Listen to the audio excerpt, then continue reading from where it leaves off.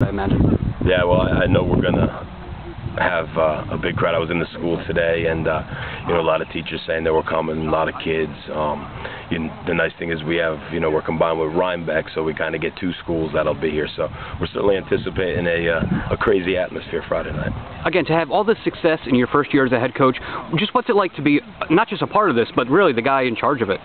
It's it's pretty amazing. A lot of the credit goes to the kids, the work that they put in starting in January, camps, everything. Our goals starting the year, be competitive in the league,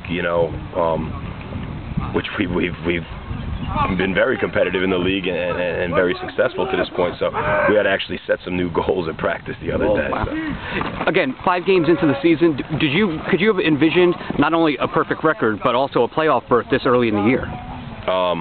It's something that, of course, you could say, oh yeah, I knew we were going to win every game, but I certainly didn't envision this winning games the way we have, coming back in 1 or 2. I think my quote with you guys the other day was, these kids just amaze me every week. So I don't think I envisioned this much success at this point.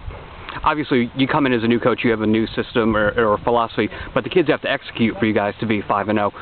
What part of the credit do you give to the guys? Oh, the guys get all the credit. As far as the learning, the attending, the clinics and camps we did in the off season to learn this stuff, and I still think they're learning. We look at our games. We'll play a very good game, 30 points in a couple games, and the next thing you know, bang, we're down to struggling to push one in last week.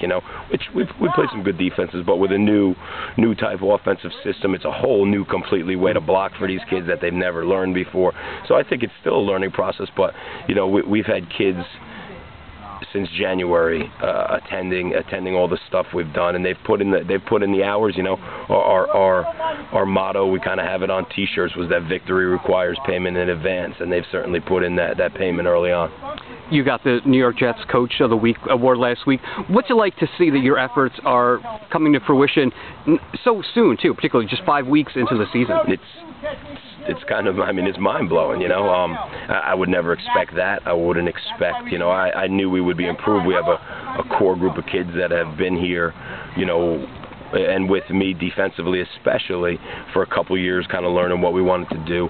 Knew we had a great talented group, but the Section 9 AA is a tough run, and so the success we've had and that award, which is basically I told the kids it's their award. I have to take it. It's my name, but they've put in the work, and they should be very proud of it.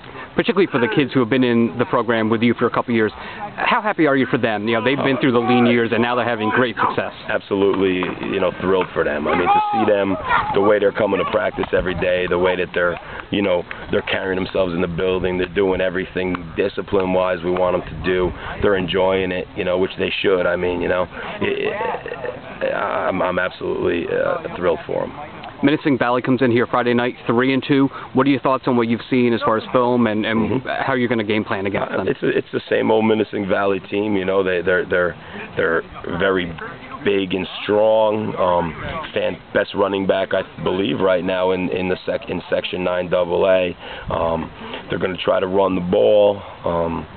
In the past, they've certainly been the most powerful team, I believe, in our league. So, we got to try to slow them down a little bit, play strong with them.